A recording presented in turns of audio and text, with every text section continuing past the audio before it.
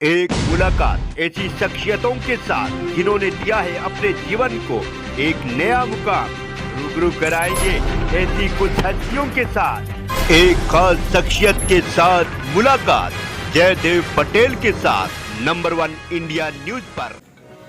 नमस्कार व्यूअर्स, मैं जयदेव पटेल और आप देख रहे हैं नंबर 1 इंडिया न्यूज। आपका एक बार फिर स्वागत है एक खास शख्सियत के साथ मुलाकात प्रोग्राम में। आज का प्रोग्राम महाराष्ट्र की राजधानी मुंबई से कर रहा हूँ और आज हमारे साथ खास मेहमान है राजनीतिक विश्लेषक संजय उनियाल। संजय उनियाल जी, आपका बहुत बहुत स्वागत है आज के हमारे प्रोग्राम में। सुप्रभात, नमस्कार, धन्यवाद जयदीप। संजय उनियाल जी, आपसे हमारा पहला सवाल है कि 18 दल जो एकजुट हुए हैं, इसके पीछे की वजह क्या? ईडी और सीबीआई का डर है? क्योंकि बीजेपी कह रही है कि एक भ्रष्टाचारी दूसरे को बचाना चाहता है और सिर्फ सियासी वजह है, सिर्फ इसीलिए एक दूसरे को बचाने के लिए 18 दल एक साथ आ गए। इसमें कितनी सच्चाई है? जोर जोर मचे रे भाई, जोर मचाए शोर। ये जो दो बातें हैं मुझे लगता है कि बिल्कुल चरितार्थ होती हैं। जब पहले दिन प्रधानमंत्री जी ने, मुझे लगता है कि लाल किले से अपने प्रांगण से बोला था, बल्कि शुरुआत में भी बोला था 2014 कि ना खाऊंगा ना खाने दूंगा। अगर इस तरह की बात को सीरियसली ले लिया होता कुछ लोगों ने, आज 8 साल में उनपे से कुछ तो बचा दे। परंतु ये लगातार सोचते रहे कि जैसी घोषणाएं पुरानी 72 साल की सरकारें करती रही, कमजोर प्रधानमंत्री करते रहे और अपनी जेब भरते रहे। मुझे लगता है कि यही लगभग सोच लेकर करप्ट लोग जो है वो चलते रहे और आज आप देखते हैं कि क्या हाशिया हो गया है कि बिल्कुल हाशिए पे आकर खड़े हो गए हैं।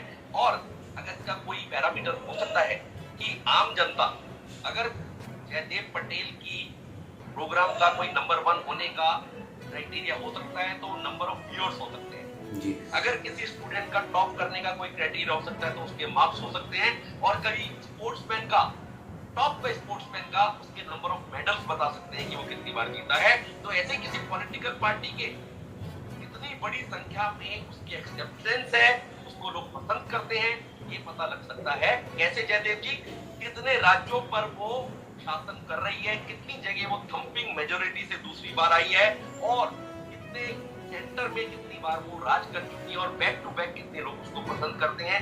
ये सिंगल क्राइटेरिया बताता है कि मोदी जी की साफ सुथरी छवि को और जिस तरह से इस मोदी गवर्नमेंट ने करप्ट लोगों को आड़े हाथों लिया है, ये अपने आप में बधाई के पात्र हैं। पूरी पूरी प्रशंसा करता है 130 करोड़ लोग और एंडोर्स करते हैं वोट के रूप में कि हाँ हमें ऐसी सरकार चाहिए। और यहाँ तो यहाँ पाकिस्तान तक घूम जाती है। पाकिस्तान से कितने वीडियो जयदीप पटेल ने भी दिखाए जहाँ लोग कहते हैं कि हमें मोदी जैसा व्यक्ति चाहिए जो कि घोर हिंदू के नाम से पॉपुलर है, परंतु उसकी करप्शन फ्री जो छवि है, जो वो 100 रुपए में पेट्रोल देता है, सीएनजी सप्लाई करवाता है और डोर टू डोर लोगों को जाके गैस देता है, सड़कें प्रदान करता है और फार्मर्स को हर 6 महीने के बाद जो है वो 6000 रुपए पूरे साल में जो ट्रांसफर कर देता है, बीच में बिचौलियों को खत्म करके। ये उसकी बताती पॉपुलैरिटी जी। संजय उनियाल जी, देश में गौतम अडानी के अलावा सारे उद्योगपति दूध के धुले हुए हैं, तो सिर्फ उन्हें टारगेट किया जा रहा है और वो भी इतने सारे राजनीतिक नेता ही नहीं बल्कि पूरे पूरे राजनीतिक दलों के द्वारा।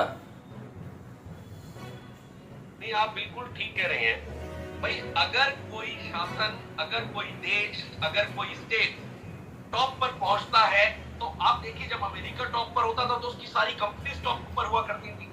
बिल गेट्स, आपको याद है, ड्रॉप आउट थे पर क्या उन्होंने कंपनी माइक्रोसॉफ्ट बना दी। और इसी तरह गूगल और इसी तरह आपने देखा कि जब टॉप पर यूएस हुआ करता था और आज आप इकोनॉमी है।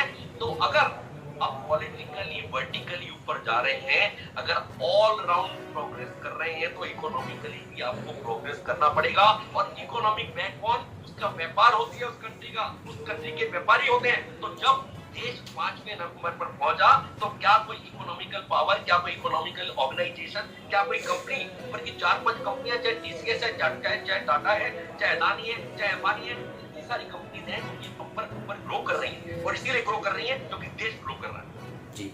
लेकिन केवल सिर्फ और सिर्फ अडानी को टारगेट करना कहां तक सही है?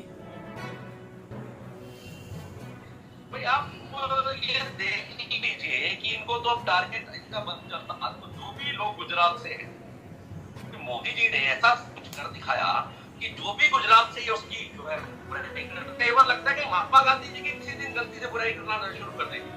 महात्मा गांधी जी भी उसी जो है वो मिट्टी से आते हैं, उसी की सोंधी सोंधी सुगंध जो है वो जो लगातार महात्मा गांधी जी की व्यवहार से आती थी, वो शायद जो है मुझे लगता है कि मोदी, अमित शाह इसी श्रेणी से आती। तो किसी दिन ऑपोजिशन महात्मा गांधी को भी कहीं कटघरे में खड़ा ना कर दे, तो उनको मैं अवेयर कर रहा हूँ भाई, महात्मा गांधी जी को मत कर देना राष्ट्रपिता से। बची बचाई जो एक स्टेट में रहते हैं आप, जो थोड़े बहुत 1% वोट मिलते हैं वो भी चले जाएंगे। जी, संजय उनियाल जी, कांग्रेस के वरिष्ठ नेता सुखविंदर सिंह रंधावा ने पुलवामा हमले को लेकर बीजेपी पर आरोप लगाते हुए कहा कि पुलवामा हमला कैसे हुआ है देशवासियों को पता नहीं चला, और क्या इलेक्शन जीतने के लिए बीजेपी ने तो ये हमला नहीं करवाया है, इस आरोप पर क्या कहेंगे आप?